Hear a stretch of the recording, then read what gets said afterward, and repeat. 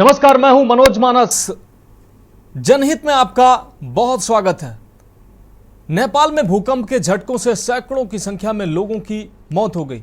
बता दें कि नेपाल के कई इलाकों में रेस्क्यू अभियान चलाया जा रहा है और हताहतों की जानकारी भी ली जा रही है। नेपाल में 6.4 तीव्रता के आए इस भूकंप का प्रभाव भारत के कई राज्यों में भी महसूस किया गया। दिल्ली एनसीआर के अलावा उत्तर प्रदेश, मध्य प्रदेश, राजस्थान, हरियाणा, पंजाब और बिहार की राजधानी पटना में भी भूकंप के झटके महसूस किए गए। हालांकि भारत में किसी तरह के जान माल के नुकसान की अभी तक खबर नहीं है। नेपाल में रुकुम वेस्ट जिले में अधिक प्रभाव देखा जा रहा है, जहां मृतकों की संख्या लगातार बढ़ती नजर आ रही है। बता दें कि शुक्रवार लगभग आधी रात को नेपाल में 6.4 तीव्रता का भूकंप आया, जिसके बाद भूकंप के अलग अलग इलाकों में भूकंप के झटके महसूस किए गए। काठमांडू पोस्ट के मुताबिक शनिवार सुबह तक मौत का आंकड़ा आपको बता दें सुबह तक 200 के पार पहुंच चुका था। वहीं अगर अभी तक की बात की जाए तो लगभग 250 के आसपास का मौत का आंकड़ा पहुंच चुका है। सैकड़ों घरों को नुकसान पहुंचा है। हालांकि इसका कोई अभी आधिकारिक आंकड़ा सामने नहीं आया है। नेपाली मीडिया के मुताबिक भूकंप का केंद्र काठमांडू से 331 किलोमीटर उत्तर पश्चिम में 10 किलोमीटर जमीन के नीचे था। जाजरकोट और रुकुम पश्चिम क्षेत्र में भूकंप का असर सबसे ज्यादा देखा गया है। यहां अब तक 105 और 36 लोगों की मौत हो चुकी हैं। जाजरकोट में 105 जबकि रुकुम में 36 लोगों की मौत हुई है। नेपाल के प्रधानमंत्री पुष्प कमल दहल प्रचंड हालात का जायजा लेने के लिए जमीन पर उतरे हैं और अलग अलग जगहों पर जाकर वो लोगों से मिल रहे हैं, हालात का जायजा ले रहे हैं। वो जाजरकोट पहुंचे और राहत बचाव कार्य का जायजा लिया। नेपाल के पीएम पुष्प कमल दहल प्रचंड ने तीनों सिक्योरिटी एजेंसियों को रेस्क्यू ऑपरेशन में जुटने के निर्देश दिए हैं। वहीं पीएम मोदी ने भी नेपाल के भूकंप में हताहत होने वाले लोगों के प्रति अपनी संवेदनाएं व्यक्त की हैं। उन्होंने मुश्किल घड़ी में नेपाल की मदद करने का भरोसा भी दिया है। बता दें कि नेपाल में साल 2015 में भी 7.8 तीव्रता का भीषण भूकंप आया था, जिससे भारी तबाही इस भूकंप ने मचाई थी। इस दौरान करीब 9000 लोग मारे गए थे। इस भूकंप ने देश का पूरा भूगोल ही बिगाड़ कर रख दिया था। यूनिवर्सिटी ऑफ कैम्ब्रिज के आपको बता दें टेक्टोनिक एक्सपर्ट जेम्स जैक्सन ने बताया है कि भूकंप के बाद काठमांडू के नीचे की जमीन 3 मीटर यानी करीब 10 फीट दक्षिण की ओर खिसक गई है। हालांकि दुनिया की सबसे बड़ी पर्वत चोटी एवरेस्ट के भूगोल में किसी तरीके के बदलाव के संकेत नहीं है। बता दें कि नेपाल में आया यह भूकंप 20 बड़े परमाणु बमों जितना शक्तिशाली था। अब 2023 में भूकंप ने एक बार फिर से नेपाल में तबाही मचाई है। सवाल ये है आखिर कि बार बार भूकंप क्यों आ रहे हैं?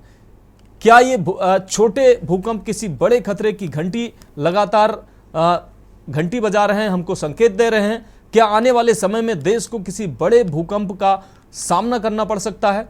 अगर हां तो फिर इससे बचने के इंतजाम क्या है? समय रहते इससे कैसे बचा जा सकता है? तरफ खिसक रहा भारत। 2022 में ऑस्ट्रेलिया के भूवैज्ञानिकों ने टेक्टोनिक प्लेटों का एक नया नक्शा तैयार किया था। इंडियन प्लेट और ऑस्ट्रेलियन प्लेट के बीच माइक्रो प्लेट के नक्शे को शामिल किया गया। कहा गया कि भारत यूरोप की तरफ खिसक रहा है। दो प्लेटों के टकराव से हिमालय सहित उत्तरी हिस्सों में भीषण भूकंप की आशंका है। क्यों आता है भूकंप? हमारी धरती की सतह मुख्य तौर पर 7 बड़ी और कई छोटी छोटी टेक्टोनिक प्लेट्स से मिलकर बनी है। ये प्लेट्स लगातार तैरती रहती हैं और कई बार आपस में टकरा जाती हैं। टकराने से कई बार प्लेट्स के कोने मुड़ जाते हैं और ज्यादा दबाव पड़ने पर ये प्लेट्स टूटने लगती हैं। ऐसे में नीचे से निकली ऊर्जा बाहर की ओर निकलने का रास्ता खोजती है और इस गड़बड़ी के बाद भूकंप आता है। क्यों आता है भूकंप? शनिवार को नेपाल में आए भयंकर भूकंप में जहां 1.5 सैकड़ा लोगों की सुबह तक ये आंकड़ा था, हालांकि अब ये आंकड़ा बढ़ चुका है। लगभग 250 लोगों की जान चली गई है। वहीं भारत में भी इसका व्यापक असर देखने को मिला है। भारत में पहले भी कई ऐसे भयानक भूकंप आ चुके हैं जिसमें हजारों लोगों की जानें चली गई थी। आइए दिखाते हैं आपको ग्राफिक्स के माध्यम से। आपको बता दें, भारत में 5 सबसे बड़े भूकंप अब तक आए हैं। इसके अलावा भूकंप आने के तमाम कारण हैं, इन कारणों को हम जानेंगे। हमारे साथ बीके जोशी जी हैं, जियोलॉजिकल सर्वे ऑफ इंडिया के पूर्व डायरेक्टर हैं, दिल्ली से हमारे साथ जुड़े हुए हैं। मुनेंद्र शर्मा संवाददाता नोएडा से हमारे साथ जुड़े हुए हैं। प्रवीण गुप्ता संवाददाता दिल्ली से जुड़े हुए हैं। और भी अलग अलग जिलों से हमारे संवाददाता हमारे साथ जुड़ेंगे और उनसे हम वहाँ के हालात जानेंगे, भूकंप आने के बाद की वहाँ की स्थितियाँ, किसी तरीके की नुकसान की वहाँ पर कोई संभावना, इसको जानने की कोशिश करेंगे। सबसे पहले बीके जोशी सर, आपका बहुत स्वागत है, आपने के न्यूज को समय दिया। मुनेंद्र शर्मा, आपके पास सबसे पहले आना चाहेंगे। जिस तरीके से कल रात में भीषण भूकंप आया, पूरा लगभग उत्तर भारत इससे प्रभावित हुआ। ऐसे में नोएडा में इसका कितना प्रभाव देखने को मिला, लोगों में कितना पैनिक देखने को मिला और लोगों में किस तरीके की प्रतिक्रियाएं देखने को मिली? जी बिल्कुल, बताना चाहूंगा कि रात 11:35 के आसपास नोएडा में भूकंप के झटके लोगों ने महसूस किए और 11:35 से 37 के बीच में कई बार भूकंप के झटके काफी तेज लोगों ने महसूस किए। तो उसके बाद में जो दहशत का माहौल है, क्योंकि लगातार नोएडा में भूकंप आ रहे हैं और इस दिल्ली एनसीआर में तकरीबन पिछले 2 महीने की बात अगर की जाए तो बहुत बड़ी संख्या में भूकंप आए। पहला ऐसा नहीं होता था, कभी कभार भूकंप देखा करते थे या महसूस किए जाया करते थे, लेकिन पिछले 2 महीने के अंदर जो भूकंप की जो फ्रिक्वेंसी है लगातार दिल्ली एनसीआर के अंदर जो है, उससे लोगों में डर का माहौल है। और जो रात भूकंप आया उसने भी उसी की पुनरावृत्ति फिर से की है। तो जो रात माहौल था, लोग अपने घर से बाहर निकल आए, काफी देर तक लोग अपने घर के अंदर नहीं जा पाए और ये लगातार भूकंप किसी ना किसी बड़े अनिष्ट की ओर आशंका दे रहे हैं। क्योंकि तो ना दिल्ली एनसीआर के अंदर नोएडा की अगर बात करें तो सबसे ज्यादा जो हाई राइज बिल्डिंग्स है वो नोएडा के अंदर है। नोएडा में आपको लेकर के 25 फ्लोर से लेकर के और 45-50 फ्लोर तक की बिल्डिंग भी आज के टाइम में है। और हल्की सी ये प्लेट सबसे ज्यादा डेंजर जोन में आती है। अगर भूवैज्ञानिकों की बात की जाए तो दिल्ली एनसीआर की जो अंदर की प्लेट्स हैं, जमीन के अंदर की प्लेट्स हैं, ये सबसे ज्यादा डेंजर जोन में आती है। तो कहीं ना कहीं अगर ये बार बार भूकंप आता है और बार बार ये दिक्कतें हो रही हैं तो यहाँ पर लोगों के मन में जो भय का माहौल है वो लगातार बढ़ता जा रहा है। जी मुनेंद्र, जिस तरीके से अब स्ट्रक्चर ऐसा बनता जा रहा है, लोग ऊंची ऊंची इमारतों में घर लेना पसंद करते हैं। अब तकनीकी का इस्तेमाल होने लगा है। लोगों में जिस तरीके से अब ये फैशन बन गया है ऊंची ऊंची इमारतों में, हालांकि इमारतें बन भी रही हैं, लोग उनमें खरीदारी कर रहे हैं, मकान खरीद रहे हैं और ऐसी इमारतों में रह रहे हैं। ऐसी स्थिति, जब भूकंप की स्थिति बनती है तो इन लोगों में लगातार ये स्थिति बनती है कि लोग बड़ी घटना का शिकार हो जाते हैं। बड़ी बड़ी बिल्डिंगों में चूंकि खतरा बहुत ज़्यादा होता है और लोग हालांकि इसी फैशन की तरफ बढ़ते चले जा रहे हैं। बड़ी बड़ी हाई स्टोरी बिल्डिंगों में लोगों के आवास लगातार बढ़ रहे हैं। तमाम ऐसी सुविधाएं देखा जाता है कि ऐसी बिल्डिंगों में नहीं होती हैं। तो लोगों में इसको लेकर कोई जागरूकता देखने को मिल रही है जबकि लगातार भूकंप सामने आ रहे हैं। बिल्कुल, मैं बताना चाहूंगा कि अगर दिल्ली एनसीआर में नोएडा की बात की जाए तो नोएडा के अंदर जितनी भी हाई राइज बिल्डिंग्स बनी है, इनमें जो निर्माण सामग्री है या क्वालिटी ऑफ कंस्ट्रक्शन की बात की जाए या भूकंप रोधिता की बात की जाए तो कहीं भी ये चीज नहीं देखी जा रही है। अगर पहले भी काफी रिपोर्ट्स आई हैं, अगर इस भूकंप रोधी के बारे में बात की जाए तो भूकंप रोधिता के बारे में अगर बात की जाए नोएडा की बिल्डिंग्स के बारे में तो 85-90% तक बिल्डिंगें इस स्लैब में नहीं आती कि वो तेज भूकंप के झटके को बर्दाश्त कर सकें। जी, लेकिन जो फैशन आपने बताया कि फैशन के रिगार्डिंग लोग वहां पर रह रहे हैं, तो ये फैशन एक्चुअली कहीं ना कहीं जानलेवा सिद्ध होने वाला है। क्योंकि लगा जिस तरीके से कल 6.4 का भूकंप जो कि नेपाल में हुआ था, अगर ये नोएडा या नोएडा के आसपास होता तो आज यहाँ पर इतनी बड़ी जनहानि होती कि उसको कवर करने के लिए शायद मेरे शब्द कम पड़ेंगे। और जिस तरीके का स्ट्रक्चर यहाँ पर बिल्डिंगों का है, किसी भी अपार्टमेंट के अंदर अगर मैं जाके देखूं या अपार्टमेंट के बाहर आपको दिखाऊं, तो जो आज की डेट में स्लैब ऐसे गिरने लगते हैं, आप हाथ लगाएं कंस्ट्रक्शन पे तो पूरा कंस्ट्रक्शन हाथ में आ जाता है। तो बहुत बुरा हाल है। अगर ऐसी कोई बड़ी घटना यहाँ पे हुई या रिएक्टर पैमाने का कोई ऐसा बड़ा सूचकांक यहाँ पे बढ़ा, तो बहुत बड़ी तबाही नोएडा में देखने को आने वाले दिनों में मिल सकती है। बिल्कुल मुनेंद्र, बीके जोशी सर आपके पास हम आना चाहेंगे। जिस तरीके से मुनेंद्र ने बताया कि ये घटना नेपाल में घटी, अगर ये भारत में अगर ये घटना घटी होती तो बहुत बड़ी तबाही हो सकती थी। जिस तरीके से सर लगातार अभी भूकंप के बार बार ये मामले सामने आ रहे हैं, हालांकि भारत में अभी पिछले हफ्ते में 2 बार ऐसी घटनाएं भूकंप के सामने आई, हालांकि उनकी तीव्रता बहुत ज़्यादा नहीं थी। अब बार बार इस तरीके से भूकंप आ रहे हैं, हमारे लिए कितना बड़ा खतरा है? चूंकि हमारे खासकर मेट्रो सिटीज़ की अगर बात की जाए, दिल्ली, नोएडा और तमाम ऐसे शहर हैं जिनके लिए बहुत ज़्यादा सोचने वाली बात है कि इस तरीके के अगर भूकंप यहाँ आएंगे तो कितना बड़ा खतरा हो सकता है। देखिए, कुछ बातें ऐसी हैं जिनके लिए डरने से कोई फायदा नहीं होगा, क्योंकि हम तो एक तरह से खतरों के खिलाड़ी हैं जी। जब समय 45 मंजिल की इमारत बन रही थी तो हम ही लोगों ने बनवाई ना, कुछ किसी सरकार ने तो नहीं बनवाई। बिल्कुल, परमिशन सरकार ने दी, जरूर किसी एजेंसी ने दी, खैर छोड़िए। मेन बात यह है कि जो भारतीय प्लेट है वो तिब्बतन प्लेट के अंदर औसतन 5 सेंटीमीटर प्रति वर्ष की दर से धंस रही है। औसतन बोल रहा हूँ, 5 से 15 सेंटीमीटर तक होती है दर जी। तो जब एक स्थिर प्लेट है और उसके अंदर एक प्लेट धंस रही है तो क्या होगा कि उस टक्कर से हिमालय उठेंगे, पर्वत उठेंगे। तनाव बहुत है वहां पर। इस तनाव के कारण ये भूकंप आते हैं और ये भूकंप आते रहेंगे। जैसा अभी चर्चा हो रही कि बार बार भूकंप क्यों आ रहे हैं, पहले नहीं आते थे, तो ये तो भूगर्भ की बातें हैं ना, इसके बारे में तो कोई बता नहीं सकता कि बार बार क्यों आ रहे हैं। लेकिन कारण यही है कि जो प्लेटें हैं वो मूव करती हैं, क्योंकि पृथ्वी के अंदर जो गर्म मैग्मा है उसके ऊपर गर्मी बहुत है। जहां जहां गर्मी रिलीज होती है वहां वहां प्लेटों का मूवमेंट बढ़ जाता है। जब प्लेट मूव करेगी तो भूकंप आएंगे। तो भूकंप में देखिए, अब आप इस बात पर एक चीज को गौर करिए कि आप जो भी चित्र दिखा रहे हैं नेपाल के, वहां का कंस्ट्रक्शन देखिए और नोएडा का कंस्ट्रक्शन देखिए। क्या हमारे नोएडा में ऐसा कंस्ट्रक्शन है? नहीं है। ये कच्चे जो कंस्ट्रक्शन होते हैं, लकड़ी और कच्ची चिनाई के कंस्ट्रक्शन होते हैं, ये जरा से भूकंप में गिर जाते हैं। हमारे यहाँ इतना हालत खराब नहीं है। हाँ, ये मैं जरूर कहूंगा कि ये जो हाई राइज बिल्डिंग बन रही है, इसमें जो भूकंप से बचाव के उपाय होते हैं वो उचित होने चाहिए, यानी 2 इमारतों के बीच में उचित दूरी भी होनी चाहिए। ऐसा ना हो कि एक इमारत दूसरे के ऊपर गिर पड़े। तीसरी बात यह है कि जिसमें भूकंप आता है, तो अभी आप एक क्लिप दिखा रहे थे जिसमें लोग सीढ़ी से नीचे उतर रहे थे जी। आप सोचे कोई 10वीं या 20वीं मंजिल पर है, वो सीढ़ी से कितनी देर में नीचे उतरेगा? जब तक नीचे उतरेगा तब तक तो काम हो चुका होगा, भूकंप अगर तीव्र आता तो। बिल्कुल, मेरा इसके यही सवाल वास्ते है। जापान ने रेस्क्यू की बहुत सारी टेक्नोलॉजी डेवलप की है, जिसमें कि आपकी बालकनी से ही ऐसी शूट होती है कि सड़क से आप विदिन सेकंड आप नीचे आ जाते हैं। तो इस तरह के निर्माण हमको करने पड़ेंगे जहां पर की सुरक्षा का, जान की सुरक्षा का उचित बंदोबस्त हो। माल के बारे में तो कहा नहीं जा सकता, वो तो निर्भर करेगा भूकंप की तीव्रता के ऊपर और भूकंप कहाँ पर आया, किस जगह पर आया, उसके ऊपर।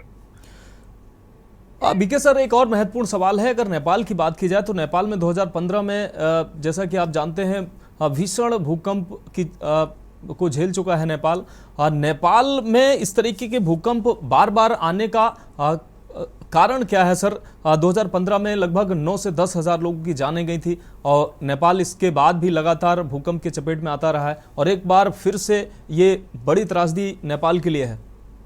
जी, आप अगर हिमालय के नक्शे को देखें जी, तो वो उत्तर, सुदूर उत्तर से लेके और पूर्वोत्तर तक एक आर्क बनाता है। उस आर्क में निरंतर दबाव पड़ रहा है। उस दबाव के केंद्र में है नेपाल और उत्तराखंड का सेंट्रल केंद्रीय यानी कुमाऊं का विभाग, सेंट्रल हिमालय, सेंट्रल उत्तराखंड, केंद्रीय उत्तराखंड, जहां पर कि बागेश्वर, अल्मोड़ा, चमोली, उत्तरकाशी, ये सारे जिले उसके क्षेत्र में आते हैं। तो ये जो तनाव उस क्षेत्र में बढ़ रहा है, इसको लेकर के हमारे पद्म विभूषण प्रोफेसर खड़ग सिंह बल्दिया ने और एक अमेरिकी जियोलॉजिस्ट रोगर बिलहम ने बहुत पहले ही भविष्यवाणी कर दी थी कि इस क्षेत्र में कभी भी बहुत जबरदस्त भूकंप आ सकता है। तो ये जब चेतावनियां ऑलरेडी दी जा रही हैं, तो निर्माण को लेकर के काफी सख्ती बरती जानी चाहिए। मैं ये नहीं कहता हूँ निर्माण नहीं किया जाना चाहिए, लेकिन किया जाना चाहिए, लेकिन इसको अच्छी तरह से ठोक बजा के देखा जाना चाहिए। बिल्कुल। देखिए सर, हम आपके पास आएंगे। एक दर्शक हमारे साथ सुरेश अवस्थी कानपुर से हमारे साथ जुड़ चुके हैं। सुरेश, आप अपनी बात रखिए। कहना चाहता हूँ, जो ये भूकंप के झटके आते हैं जो आदमी को महसूस होते हैं, ऐसे में जैसे जैसे लोग समरसेबिल बनवा लेते हैं, तल घर नीचे बनवा लेते हैं और बड़ी बड़ी बिल्डिंगों के लिए जो घातक बन जाता है, इसमें सरकार को कोई सोचना चाहिए, कदम उठाने चाहिए कि नीचे तल घर की ना दें उनको इजाजत और ना ही समरसेबिल पे। इससे ज्यादा झटके महसूस होते हैं, इससे आदमी की जान मान का खतरा भी हो सकता है। बिल्कुल सुरेश, आपका सवाल जायज है। हम अपने एक्सपर्ट से इसके बारे में जरूर हम बात करेंगे। हमारे साथ सुरेंद्र गुप्ता संवाददाता हमारे साथ जुड़े हुए हैं, नेपाल से सीधा हमारे साथ जुड़े हुए हैं। सुरेंद्र, आपके पास आना चाहेंगे, आप अभी कहां पर हैं? और हम आपसे जानना चाहेंगे, जिस तरीके से नेपाल में भूकंप ने भीषण तबाही मचा रखी है, तो अभी आप ग्राउंड जीरो पर मौजूद हैं, क्या स्थिति है वहां की? और जहां आप मौजूद हैं वहां भूकंप का कितना प्रभाव है?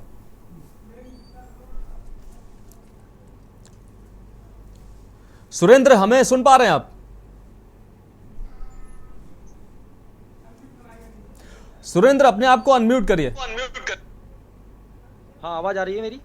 हाँ सुरेंद्र, हमारा सवाल है, आप भारत नेपाल सीमा पर हैं और जैसा कि बताया जा रहा है, आप जिस जगह पर हैं वहां पर भूकंप का कितना असर देखने को मिल रहा है? लोगों में किस तरीके की चर्चाएं हैं और नुकसान कितना हुआ है, जैसा कि खबरों में आ रहा है? बिल्कुल, मैं आपको बता देना चाहता हूँ। मेरी आवाज मिल पा रही है आपको? बिल्कुल, ये आवाज मिल रही है? आप अपनी बात कंप्लीट करिए। जी, मैं यहाँ पर इस समय भी नेपाल पे हूँ और मौके की स्थिति पर हूँ।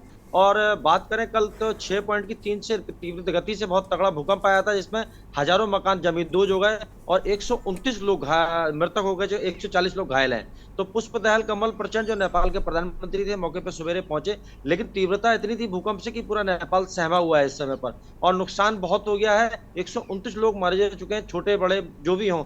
और मटगल जो नगर पालिका है, रुक्मी पश्चिमी है और जाजरकोट है, दोनों ही इलाकों में मृतकों की संख्या 129 पाई गई है।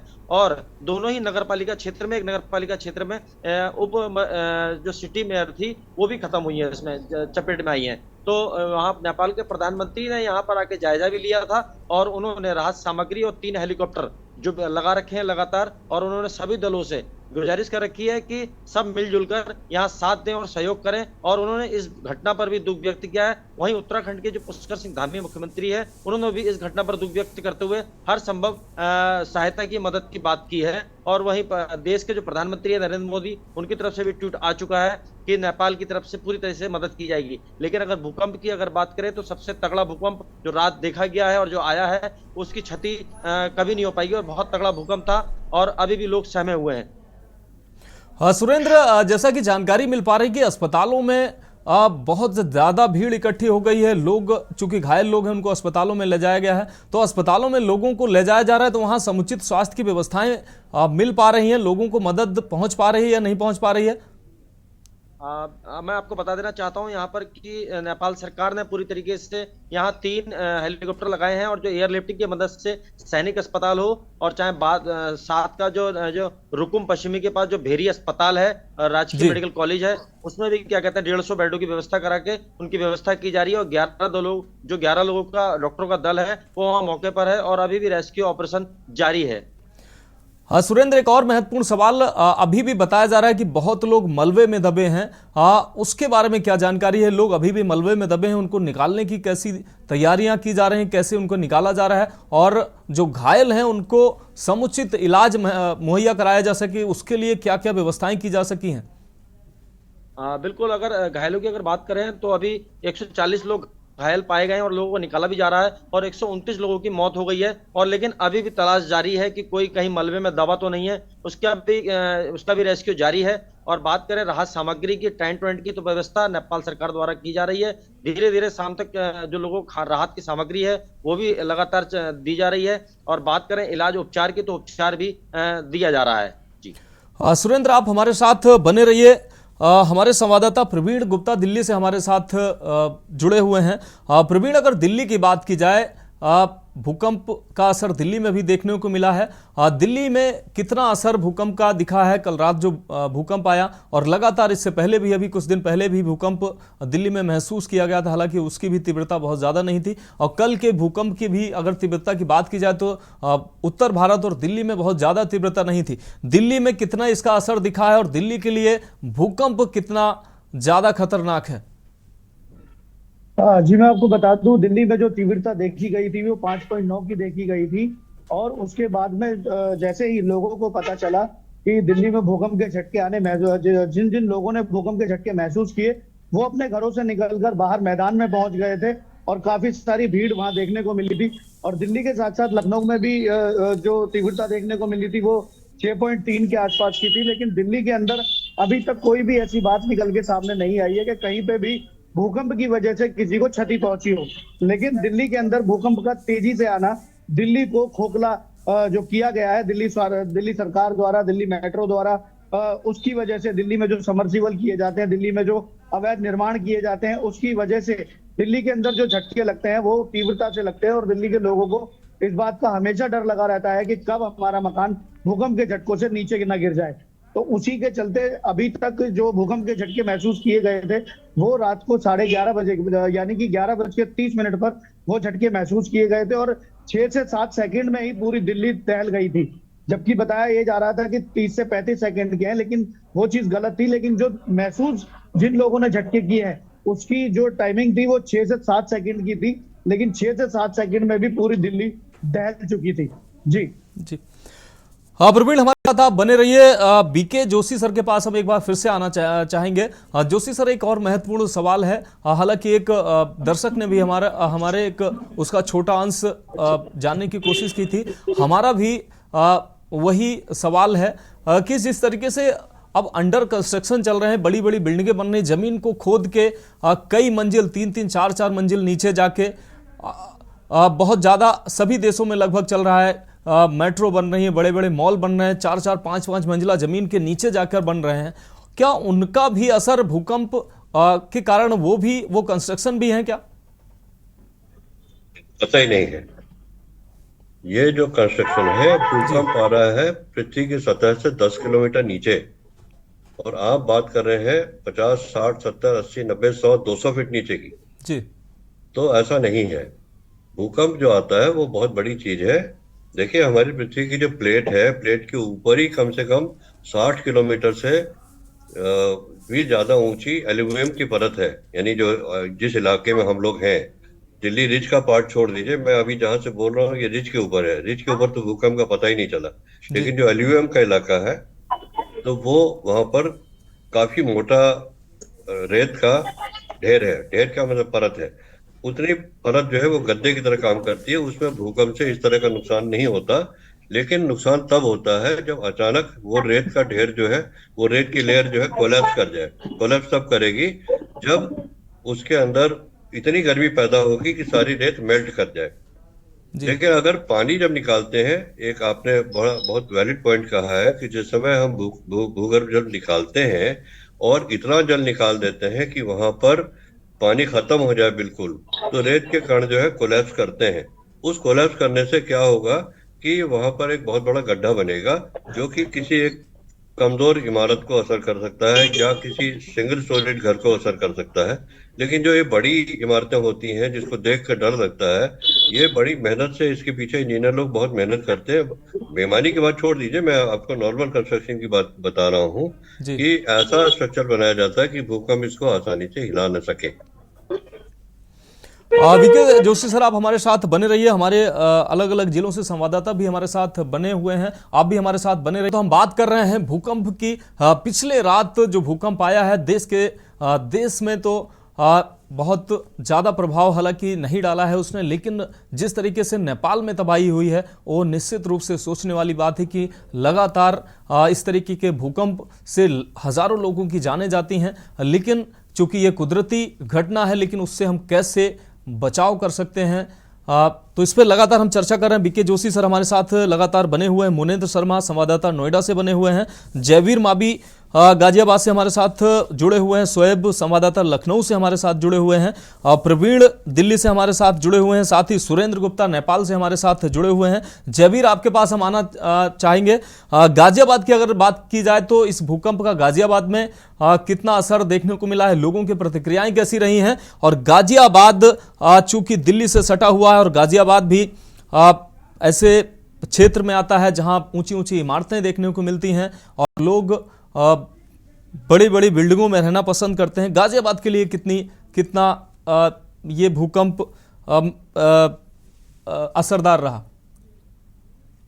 देखिए मनोज, मैं आपको बता दूं कि जिस तरह से रात को 11:35 पर 11 सेकंड के लिए भूकंप के 2 झटके गाजियाबाद में लगे और उस झटके के दौरान चाहे पंखे हों या अन्य ऐसे सामान जो हिले, जिससे लोगों में एक भारी दहशत, क्योंकि जो लोग हाई राइज बिल्डिंग्स में रहते हैं उन लोगों को ज्यादा प्रभावित करते हैं। तो कहीं ना कहीं जैसे ही भूकंप के झटके आने शुरू हुए, लोग अपनी बिल्डिंगों से उतरकर नीचे पहुंचे और जो एक स्थान था, सार्वजनिक जगह थी, वहां पर जाकर खड़े हुए, यानी कि काफी दहशत यहाँ पर गाजियाबाद के लोगों में देखी गई। और स्तर की बात करें, तीव्रता की बात करें तो 5.9 रिएक्टर पर इसकी जो तीव्रता वो नापी गई थी। तो कहीं ना कहीं गाजियाबाद की बात करें या देश भर की बात करें तो जिस तरह से लगातार भूकंप के झटके आते हैं, जैसा कि हमारे अभी जोशी जी ने बताया था कि जो भूकंप है उसका प्रभाव हाई राइज बिल्डिंग्स पर कम पड़ता है, लेकिन जिस तरह से लगातार जनपद गाजियाबाद की हम अगर विशेष तौर पर बात करें, यहाँ पर तमाम तरह की ऐसी इकाइयां हैं जो भू दोहन यानी कि जो जल दोहन पर लगी हुई हैं और लगातार बड़े स्तर पर यहाँ पर जो जल दोहन होता है। तो कहीं ना कहीं आने वाले समय में ये घटनाएं, जब पानी की जमीन पर कमी होगी तो जाहिर सी बात है तो ये तमाम चीजें भी यहाँ पर देखने को मिलेंगी। काफी समस्याएं जनपद को आने वाली है, क्योंकि दिल्ली से सटा हुआ क्षेत्र है। तमाम देश के तमाम जगह के लोग गाजियाबाद में अपना आशियाना बनाना चाहते हैं, क्योंकि दिल्ली से सटा हुआ है और तमाम रोजगार के साधन संसाधन यहाँ पर मौजूद हैं। लेकिन लोगों को जनसंख्या जो घनत्व है लगातार बढ़ रहा है। मकानों की बात करें, फ्लैट की बात करें, उनकी मांग यहाँ पर लगातार बढ़ रही है। तो ऐसे में कहीं ना कहीं जो बिल्डिंग्स है, जो हाई राइज बिल्डिंग्स की हम बात कर रहे हैं, वो मकान की जब अनुमति प्रशासन से या आवास विकास या गाजियाबाद विकास प्राधिकरण की हम बात करते हैं तो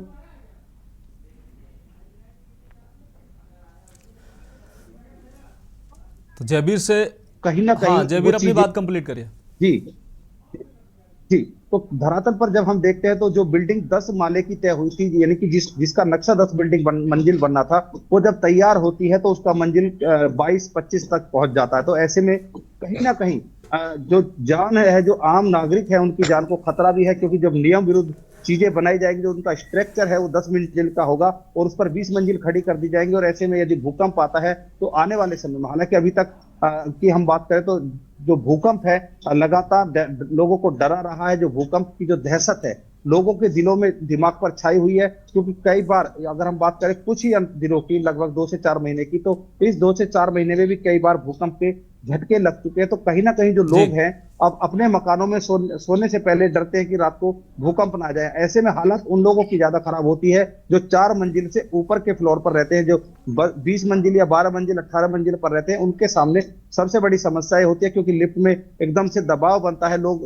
नीचे उतरना चाहते हैं, लेकिन लिफ्ट जो है वो उसकी एक लिमिटेड दायरा है, उसमें 8 से 10 लोग आ सकते हैं। और लोगों रहने वाले जो लोग हैं उनकी अनुपात की बात करें तो एक मंजिल पर कम से कम, एक फ्लोर की बात करें हम तो उस पर कम से कम अगर 10 फ्लैट बने हुए हैं तो 10 मकान में आप समझ सकते हैं कि 70 से 80 आदमी, लगभग 40-50 आदमी रहते होंगे। तो ऐसे में 20 मंजिल के मकान से नीचे उतरना कितनी दुविधा का कारण हो सकता है। तो कहीं ना कहीं तमाम ऐसी समस्याएं लोगों के सामने आने वाली हैं। जिस तरह से इसका सबसे बड़ा कारण मैं बता दूं आपको कि जल दोहन की जो बात आ रही है, वो जल दोहन भी इसका एक बड़ा कारण बन सकता है, क्योंकि गाजियाबाद में तमाम जो रजिस्टर्ड कंपनियां हैं, जो बड़ी फैक्ट्रियां, उनके अलावा भी ऐसी हजारों की संख्या में, क्या कहूं मैं, कम से कम लाखों की संख्या ऐसी फैक्ट्रियों की होगी जो अवैध तरीके से चल रही है, चाहे जींस रंगाई की फैक्ट्री हो, डाइंग फैक्ट्री हो, अन्य ऐसे बहुत सारे जो फैक्ट्रियां हैं जो जमीन से पानी निकालती हैं, लेकिन उस पानी की पूर्ति नहीं हो पाएगी। तो कहीं ना कहीं जिस तरह से लगातार जो अवैध फैक्ट्रियों का जो जल दोहन चल रहा है, उस पर सरकार को निगाहें रखनी चाहिए। जबीर जिला जबीर प्रशासन को जबीर इसका जवाब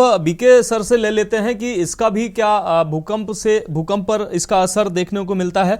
बीके सर, आपके पास आना चाहेंगे। जिस तरीके से टेक्टोनिक प्लेटें लगातार आपने जैसे कि बताया टूट रही हैं, आपस में टकरा के टूट रही हैं, तो क्या ये भविष्य में बड़े खतरे को इशारा कर रही हैं? और दूसरा सवाल हमारे संवाददाता ने कहा कि जिस तरीके से जल दोहन बड़ी मात्रा में हो रहा है, इसका भी असर क्या भूकंप पर देखने को मिलता है? देखिए, टेक्टोनिक प्लेटों के खसकने से भूकंप आते हैं और उनके ही मूवमेंट पर भूकंपों का आना निर्भर करता है। भूकंप की तीव्रता वगैरह सब उसी पर निर्भर करती है जी। रहा सवाल जल दोहन का, तो जल दोहन से भूकंप नहीं आते, ना आ सकेंगे। हाँ, जल दोहन से कुछ इमारतें जो कि ऐसी जगह पर बनी है जहां से नीचे से सारा पानी निकाल लिया गया है और रेत बिल्कुल सूख गई है, वहां पर सैंड कोलैप्स कर जाएगी। तो किसी एक इंडिविजुअल घर के ऊपर या किसी एक बड़ी बिल्डिंग अगर है, जैसे कि हाई राइज बिल्डिंग है, तो उसमें तो दरारें पड़ जाएंगी, पक्की बात है। छोटी बिल्डिंग अगर है तो वो कोलैप्स कर सकती है। आगरा वगैरह में ऐसे केसेस हो चुके हैं पास में। आगरा में, बाराबंकी में ऐसे कई केसेस हो चुके हैं कि जल दोहन के कारण छोटा घर जो है कोलैप्स कर गया। लेकिन हाई राइज बिल्डिंग इतनी आसानी से कोलैप्स नहीं करती। अगर वो करती है कोलैप्स तो दो कारणों से। एक तो भूकंप की तीव्रता बहुत अधिक हो, जैसे कि गुजरात अर्थक्वेक में हुआ था, आप सभी ने देखा होगा 2004 के अर्थक्वेक में, 2001 के अर्थक्वेक में। और उसके अलावा जो भी बिल्डिंग आज बन रही है, अगर उनमें बनाने में गड़बड़ी की गई है, जैसा अभी आपके संवाददाता बता रहे थे कि 8 मंजिल की बिल्डिंग है, नक्शा पास हुआ है, 20 मंजिल की बना दी है, इस तरह के जितने भी काम हुए हैं। अब ये तो अगर आप आत्महत्या पर उतारू हो जाए, आप ट्रेन की पटरी पर लेट जाए, तो क्या आप रेलवे ट्रेन चलाना बंद थोड़ी कर देंगे ना। बिल्कुल। तो ये तो मकान बनाने वालों की वो है और जिन्होंने परमिशन दी है उनकी वो है। इसमें तो हम भूकंप को दोष नहीं दे सकते, प्रकृति को दोष नहीं दे सकते। बिल्कुल सर। बीके सर, आप हमारे साथ बने रहिए। हमारे संवाददाता शोएब लखनऊ से हमारे साथ जुड़े हुए हैं। शोएब, आपके पास आना चाहेंगे। लखनऊ की अगर बात की जाए, चूंकि उत्तर भारत में लगभग उत्तर भारत में पूरे एरिया में भूकंप का असर देखने को मिला, लखनऊ में भी इसका व्यापक असर देखने को मिला है। लखनऊ में इसका कितना प्रभाव दिखा और लोगों की कैसी प्रतिक्रियाएं भूकंप आने के बाद दिखी?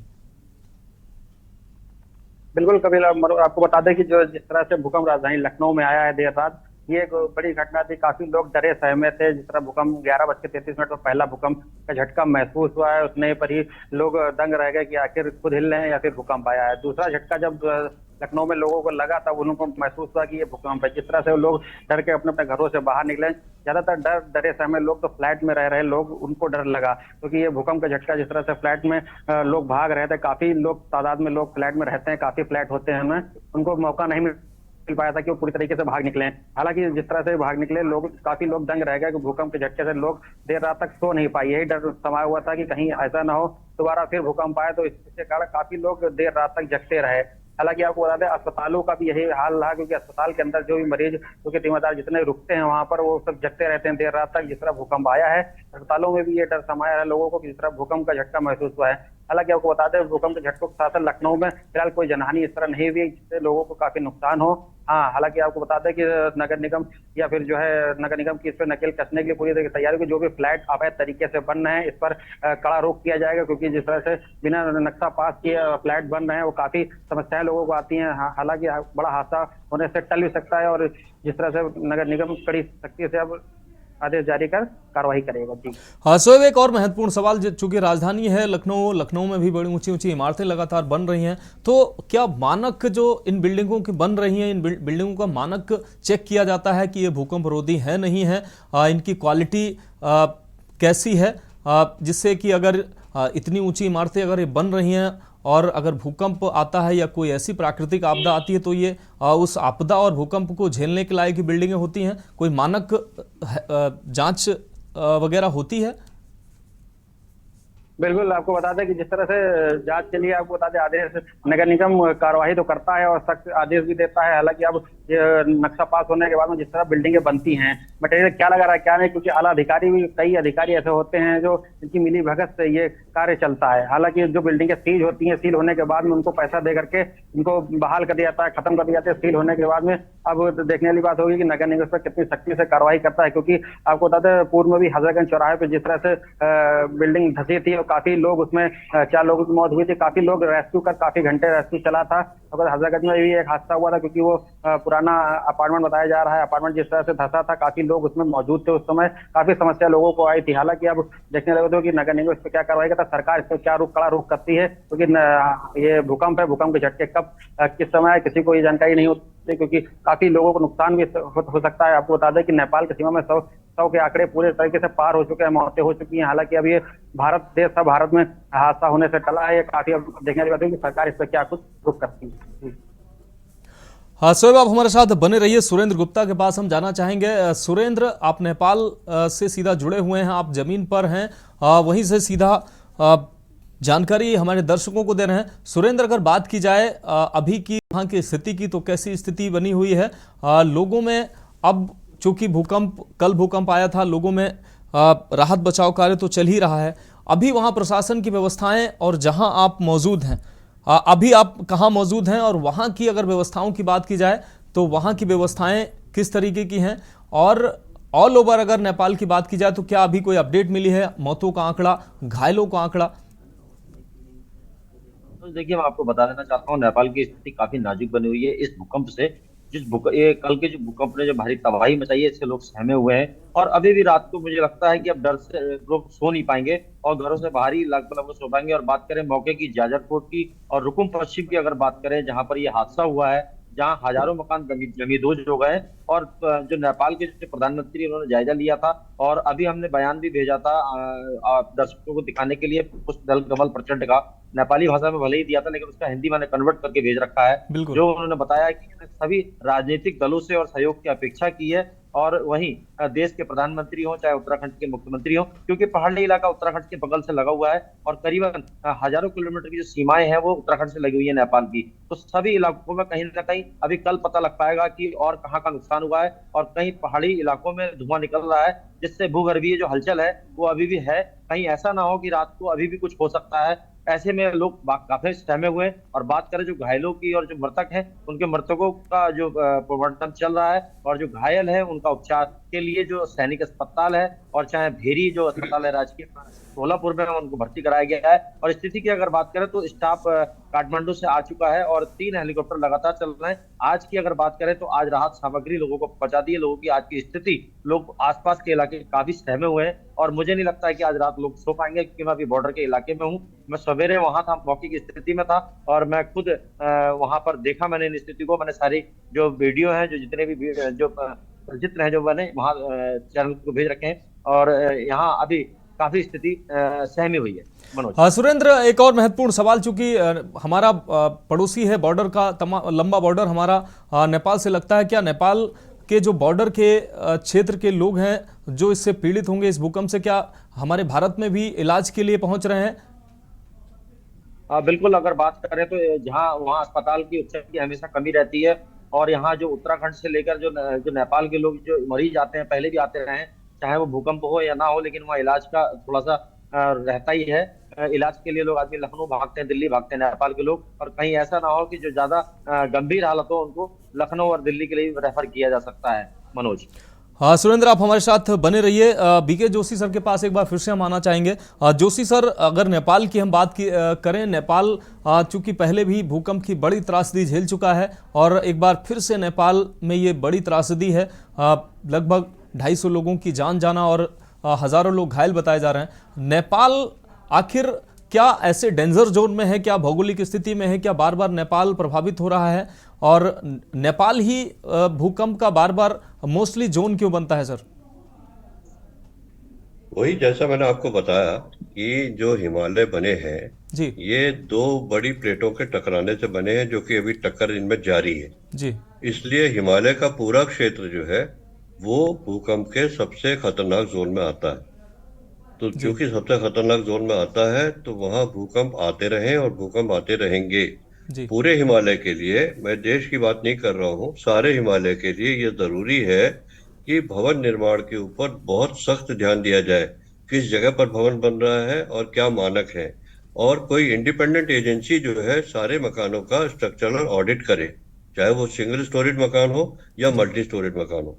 आपको मैं बता दूं, देहरादून बहुत खतरनाक जोन में है, और देहरादून में जियोलॉजिकल सर्वे ऑफ इंडिया ने बहुत पहले माइक्रो साइस्मिक जोनेशन करके बताया था कि फला इलाके में 3 मंजिल से ज्यादा मकान नहीं बनेंगे। ज्यादातर देहरादून में सिंगल स्टोरेज की बात थी। जी। साउथ देहरादून में ये था कि आप 3 मंजिल तक के मकान बना सकते हैं, लेकिन आज सबसे खतरनाक जोन में वहां पर 10-10 मंजिल की इमारत बन गई है। तो ये तो मतलब सरासर वो है। अब इसमें हम किसको दोष देंगे? अपने आप को दोष देंगे कि सरकार को दोष देंगे? किसको दोष देंगे? दोष की बात नहीं है, बात यह है कि हम गलती कर रहे हैं और फिर हम कहेंगे साहब देखिए भूकंप से हम बर्बाद हो गए। जी। बिल्कुल बीके सर, आप हमारे साथ बने रहिए। प्रवीण गुप्ता हमारे साथ दिल्ली से हमारे संवाददाता बने हुए हैं। प्रवीण, आपके पास आना चाहेंगे। दिल्ली की अगर बात की जाए, राजधानी का क्षेत्र है, व्यापक पैमाने पर बड़ी बड़ी यहाँ बिल्डिंगें हैं। दिल्ली के लोग और दिल्ली का प्रशासन कितना तैयार है इन भूकंप की त्रासदी को अगर आती है तो उसके लिए कितना दिल्ली तैयार है? घनी आबादी भी है दिल्ली में और चूंकि इमारतें भी बड़ी बड़ी हैं। प्रशासन दिल्ली जो सरकार है वो पूरी तरीके से तैयार रहती है, मुस्तैद रहती है। चाहे हम दिल्ली पुलिस की बात करें, चाहे फायर ब्रिगेड की बात करें, या डीसीडी की बात करें, या हम और जितनी भी एजेंसियां हैं उनकी बात करें, तो भूकंप के झटके जब भी यहाँ लगाए जाते हैं, जब भी यहाँ लगते हैं, तो देखा जाता है कि सिविल डिफेंस के लोग, दिल्ली ट्रैफिक पुलिस के लोग, दिल्ली पुलिस के लोग या फायर ब्रिगेड के लोग उसी टाइम वहाँ मुस्तैद होते हैं और जो भी राहत कार्य होता है उसमें जुट जाते हैं। और अगर हम बात करें सुरक्षा व्यवस्था की, तो दिल्ली पुलिस हमेशा तत्पर रहती है और सभी लोगों की मदद भी करती है। जिस तरीके से पिछली बार जब भूकंप आया था तो दिल्ली के कन्हैया नगर में एक इमारत गिरने की बात सामने आई थी, तो वहां पे फायर ब्रिगेड और दिल्ली पुलिस, सिविल डिफेंस के जवान और बहुत सारी एजेंसियां और बहुत सारी एनजीओ वहां मदद के लिए पहुंची थी। जो मलबे में लोग दबे हुए थे, जो लोगों को हताहत में हुई थी, उससे उनको निकाला गया था और सभी सुरक्षा व्यवस्था को कड़ा किया गया था और उनके जितने भी नियम कानून थे सब पे अंकुश लगाया गया था। और ये भी कहा गया था कि यहाँ पे भी ये चीज लागू होती है कि बिल्डिंगें, जो बड़ी बड़ी इमारतें बनाई गई हैं, उनको जो भूकंप के झटके लगते हैं उससे रहित करके बनाया जाए। और यहाँ भी हिदायत दी जाती है कि 3 मंजिल से ज्यादा मकान ना दिए जाएं, ना बनाए जाएं। लेकिन उसके बावजूद भी जो भूमाफिया है यहाँ पे, वो 4 मंजिल का परमिशन लेके करीब 10 मंजिल तक बना देते हैं। लेकिन उसमें जैसा कि हमारे मनोवैज्ञानिक ने बताया कि इस तरीके से नहीं होना चाहिए, उसमें गलती प्रशासन की बताएं या किसकी बताएं, वो देखने वाली बात होती है। तो सुरक्षा व्यवस्था की बात करें तो सुरक्षा व्यवस्था दिल्ली में बहुत ही चुस्त और दुरुस्त है। जी प्रवीण, हमारे साथ बने रहिए। हमारे साथ मुनेंद्र शर्मा नोएडा से हमारे साथ जुड़े हुए हैं। मुनेंद्र, एक बार फिर से आपके पास आना चाहेंगे। नोएडा की अगर बात की जाए, काफ़ी विकसित नोएडा को किया जा रहा है, बड़ी बड़ी इमारतें हैं नोएडा में हैं, तमाम ऐसी बिल्डिंगें भी हैं जिसमें लगातार ऐसी शिकायतें आ रही हैं, जो मानक विहीन इमारतें भी बनती नज़र आ रही हैं। ऐसे में नोएडा में कितना प्रशासन सतर्क है कि ऐसी बिल्डिंगों पर नज़र रखा जाए जिससे कहीं भी मानक विहीन बिल्डिंगें ना बने, भूकंप रोधी बिल्डिंगें बने, और जो बिल्डिंगें बनी हुई हैं उनमें बड़ी मात्रा में लोग रह रहे हैं। ऐसी कोई आपदा अगर आती है तो उनको सुरक्षित निकालने के लिए और लोगों को सुरक्षित सेफ जोन में पहुंचाने के लिए क्या व्यवस्थाएं प्रशासन की तरफ से अभी तक आपको नजर आती हैं? अनम्यूट करिए मुनेंद्र। जी बिल्कुल। हाँ जी, आवाज आ रही है? जी जी। अगर नोएडा की बात करी जाए, नोएडा अथॉरिटी की बात की जाए, तो सुप्रीम कोर्ट बहुत पहले ही कह चुका है कि नोएडा प्राधिकरण एक ऐसा प्राधिकरण है जिसका कि अंग अंग भ्रष्टाचार में डूबा हुआ है, जो कि गले तक भ्रष्टाचार में डूबा हुआ है। तो जो प्राधिकरण पहले से ही भ्रष्टाचार में डूबा हो, उससे आप क्या उम्मीद कर सकते हैं कि क्या वो सही व्यवस्था को या सही तरीके से व्यवस्था होनी चाहिए उसको कर पाएगा? बिल्कुल नहीं। और यही समस्या बार बार आती है कि जितनी बिल्डिंग्स यहाँ पे बनती है, सब में कमीशन खोरी का खेल होता है, अधिकारियों के साथ में खेल होता है, और उसके बाद में बिल्डिंगें खड़ी हो जाती हैं। तो मैंने अभी जो स्टार्टिंग में मैंने एक बात कही कि अगर ये भूकंप की तीव्रता जो नेपाल में थी, अगर नोएडा में होती तो जाहिर सी बात है कि इस पे जो भी संख्या है हताहतों की वो इतनी होती कि हम उसकी कल्पना नहीं कर सकते थे। और उसका सबसे पीछे उसका सबसे बड़ा कारण यही है कि यहाँ पर व्यवस्था जो है उसने कभी भी इस चीज को नहीं चेक किया कि यहाँ पर जो सामग्री लगाई जा रही है वो किस लेवल की लगाई जा रही है या किस तरीके से यहाँ पे इमारतों को तैयार करना चाहिए। स्ट्रक्चर खड़े हो जाते हैं, बहुमंजिली इमारतें खड़ी हो जाती हैं, लेकिन सुरक्षा की अगर बात करी जाए तो सुरक्षा के नाम पे सिर्फ लीपापोती पहले से यहाँ पर की जाती रही है। जी बिल्कुल मुनेंद्र, आपके सवाल जायज हैं कि लगातार अगर भ्रष्टाचार का ऐसे ही अगर बोलबाला है तो कैसे अंकुश लग पाएगा और निगरानी कितनी हो पाएगी कि किस तरीके से इन बिल्डिंगों में मानक विहीन काम पर रोक लगाया जा सके। जयबीर मावी, आपके पास आना चाहेंगे। जिस तरीके से गाजियाबाद भी मेट्रो सिटीज में गिना जाता है, गाजियाबाद की भी वही स्थिति है। गाजियाबाद काफी जन दबाव गाजियाबाद में भी है। ऐसे में गाजियाबाद प्रशासन की अगर बात की जाए, नोएडा में जैसे कि मुनेंद्र ने हमसे बताया कि लगातार भ्रष्टाचार व्याप्त है, ऐसी बिल्डिंगें बनी हुई हैं जो मानक विहीन है। गाजियाबाद की स्थिति कैसी है? गाजियाबाद कितना तैयार है ऐसे भूकंप और ऐसी ही कुदरती आपदा को झेलने के लिए? जयबीर, अनम्यूट करिए अपने आप को। जी मनोज जी, यदि हम बात करते हैं भवन निर्माण की, तो भवन निर्माण के मामले में गाजियाबाद विकास प्राधिकरण हो या फिर अन्य अथॉरिटी, चाहे आवास विकास की हम बात करें, अछूते नहीं है। यहाँ पर भी भ्रष्टाचार चरम पर है और अधिकारी लगातार भ्रष्टाचार में अकांठ डूबे हुए हैं, क्योंकि कारण है कि जो बिल्डिंग्स बनती है सब में हिस्सा तय है, हिस्सेदारी अधिकारियों की तय है कि मकान जब बनेगा तो फर्स्ट फ्लोर पर जब लेंटर बनेगा उस समय इतना पैसा, दूसरे पर इतना, यानी कि कहा जा सकता है कि पूरी तरह से आप कितनी शिकायत किसी विभाग को कर लीजिए, नियमों की अनदेखी हर जगह होती है। कोई भी बिल्डिंग नियम के जो मानक है उनके अनुसार नहीं बनाई जाती है। तो यदि ऐसी कहीं आपदा होगी, क्योंकि गाजियाबाद की अगर हम बात करें तो गाजियाबाद कंक्रीट का शहर बन चुका है, यहाँ पर जंगल नहीं है, खेत नहीं है और जो आबादी है वो लगभग शहरी आबादी हो चुकी है। गाजियाबाद की आबादी लगभग 30 से 35 लाख गाजियाबाद जनपद की पहुंची हुई है। गाजियाबाद में ही जगह है लोनी, अगर लोनी की हम बात करते हैं तो लगभग 5 लाख के आसपास यहाँ पर मतदाता है। जो सरकारी आंकड़ों के अनुसार जो मतदाता लोनी की एक तहसील में, तो आप अंदाज लगा सकते हैं कि गाजियाबाद जनपद की जो जनसंख्या है उसका अनुपात कितना होगा। जमीन की अगर हम बात करें तो कितना वर्ग मीटर जमीन हमारे पास है। तो कहीं ना कहीं मकान निर्माण में कहीं ना कहीं हर हाल में एक तरह से नियमों की अवहेलना होती है और अधिकारी अपना हिस्सा लेकर निकल जाते हैं। यदि कुछ लोग शिकायत भी करते हैं तो उन शिकायतों पर कोई कार्रवाई नहीं होती है। कोई अगर आदेश की बात करें, सरकारी आदेश कई बार ऐसी बिल्डिंगों पर आए हैं जो निर्माण मानक के अनुसार नहीं बनाई गई है, लेकिन आज तक भी उन मकानों को ध्वस्त नहीं किया गया। विभाग केवल खाना पूर्ति करते हैं, कागजी कार्रवाई करते हैं, लेकिन धरातल पर वो काम करने के लिए तैयार नहीं है। चाहे कोई कितनी भी यहाँ पर शिकायत कर ले या कितने ही मानकों के अनुरूप जो नियम है उन्हें छोड़कर मानकों के विरुद्ध यहाँ पर मकान बने, जो अधिकारी कर्मचारी हैं उनको कोई प्रभाव यहाँ पर पड़ने वाला नहीं है। क्योंकि अगर गाजियाबाद में हम बात करते हैं, दिल्ली से सटा होने के कारण, तो जिसकी लखनऊ में पकड़ होगी, यानी कि जो सत्ता के नजदीक होगा वही अधिकारी गाजियाबाद में तैनात होते हैं। जिसकी सत्ता में पकड़ नहीं होगी उसको गाजियाबाद जनपद के दर्शन नहीं हो सकते। तो कहीं ना कहीं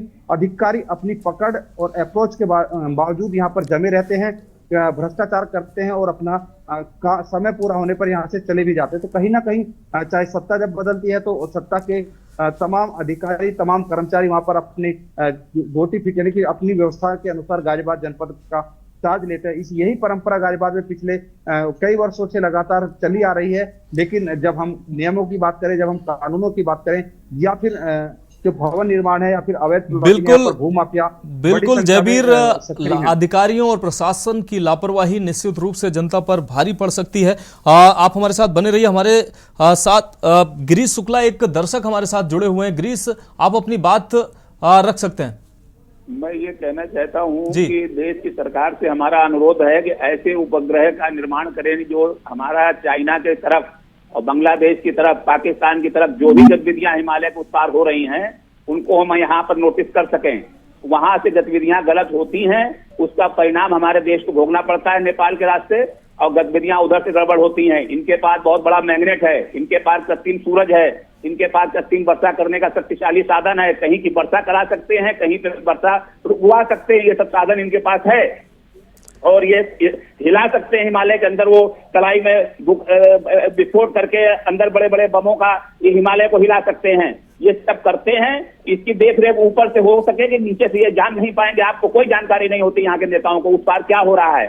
इसलिए हमारे गिरीश जी, बिल्कुल आपका बहुत शुक्रिया, आपने अपनी बात रखी। आपकी भी बात एक पहलू हो सकता है आपकी भी बात का। हमारे साथ बीके जोशी सर जुड़े हुए हैं। जोशी सर, फाइनल कमेंट्स आपका लेना चाहेंगे। सबसे बड़ी बात हमारे अलग अलग संवाददाताओं ने कही है कि लगातार भ्रष्टाचार का बोलबाला है अलग अलग प्राधिकरणों में। ऐसे में हमारे देश के लिए ये कितना भारी पड़ सकता है, खासकर बड़े शहरों में जिस तरीके से बड़ी बड़ी ऊंची इमारतें बन रही हैं, उनमें अगर भ्रष्टाचार होता है तो ऐसे आपदाओं को वो बिल्डिंगें कैसे झेल पाएंगे? पहला सवाल ये। दूसरा सवाल हमारा ये कि हमारे देश और हमारे प्रशासन को क्या करना चाहिए जिससे कि इन आपदाओं से निपटा जा सके? ने अपने सवालों में ही जवाब भी दे दिया जी। जब आप कह रहे हैं कि भ्रष्टाचार हो रहा है और निर्माण जो है अवैध हो रहे हैं, अवैध निर्माणों को वैध करार किया जा रहा है आदि आदि, उनका क्या परिणाम होगा ये तो समय ही बताएगा। घनघोर परिणाम होगा ये हम सोच सकते हैं, समझ सकते हैं, लेकिन कितना घनघोर होगा यह जब कभी भगवान न करे ऐसा हो, कभी ऐसा भूकंप आया तो झेलना पड़ेगा। दूसरी बात यह है कि आगे क्या करें क्या न करें, तो बहुत छोटी सी बात है। दो बातें हैं। एक बात तो जनसंख्या को कम करने के लिए, यानी जनसंख्या पर काबू अंकुश लगाने के लिए किसी भी सरकार ने कोई प्रयास आज तक नहीं किया पिछले कम से कम 50 सालों में। तो जनसंख्या पर कंट्रोल लगाना बहुत जरूरी है, उसी का दबाव के कारण ये सब हो रहा है। दूसरी बात यह है कि अगर सरकार सख्ती के साथ सारे भवन निर्माणों के ऊपर अंकुश लगाए और उनकी क्वालिटी की चेकिंग करती रहे, तो जैसा अनेक देशों में होता है, कैलिफोर्निया के बराबर भूकंप कहीं नहीं आते और वहां के बराबर की हाई राइज बिल्डिंग में हमारे देश में कहीं नहीं है जी।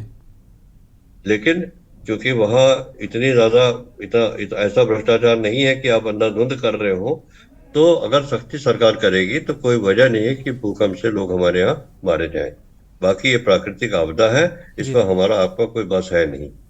अच्छा, एक छोटा सवाल सर और जहन में आ रहा है कि ऊर्जा की खोज के लिए बड़ी बड़ी कंपनियां, बड़ी अलग अलग सरकारें बड़ी बड़ी मशीनों का इस्तेमाल करके ज़मीन के भीतर बड़े बड़े विस्फोट कर रही हैं और ऊर्जा की खोज के लिए बड़ी बड़ी खुदाई कर रही हैं। क्या उसका भी असर कहीं ना कहीं भूकंप पे हो सकता है क्या? देखिए, पहली बात तो उसका असर भूकंप पर नहीं होता जी। दूसरी बात है, क्या आपने कभी ऐसी किसी मशीन को खुदाई करते हुए देखा है? अपनी आंखों से नहीं देखा होगा। दरअसल ये ऊर्जा की, जैसे कि सर समुद्रों में बड़ी बड़ी मशीनें हैं तेल की खोज के लिए, या रेगिस्तान में बड़ी बड़ी मशीनें लगती हैं तो अलग अलग ऊर्जा के लिए हर मशीन का अलग अलग वो है, ढंग है। जहां तक बात है सुरंग बनाने की जी, तो सुरंग बनाने के लिए ऐसा नहीं होता कि सीधे सीधे विस्फोट कर देते हैं। अब टेक्नोलॉजी बहुत बदल चुकी है जी। और उस टेक्नोलॉजी में ये होता है, टनल बोरिंग मशीन होती है, टीबीएम कहते हैं जिसको।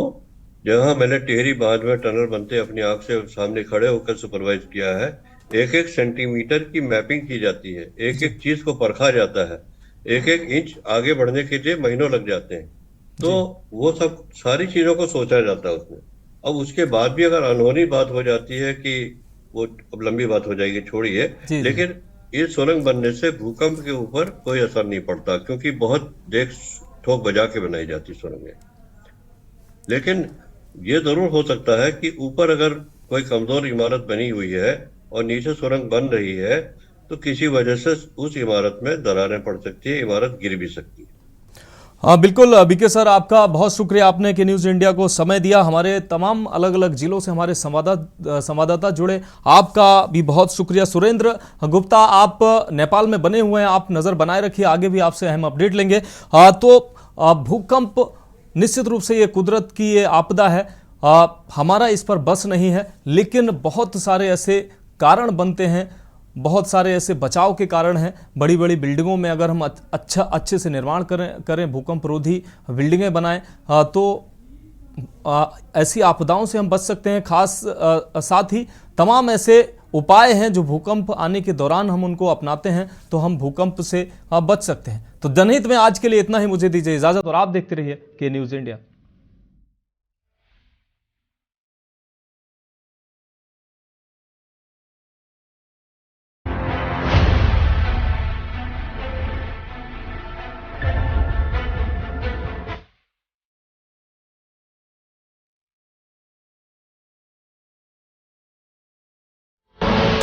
आप देख रहे हैं के न्यूज, खबरों का सारथी।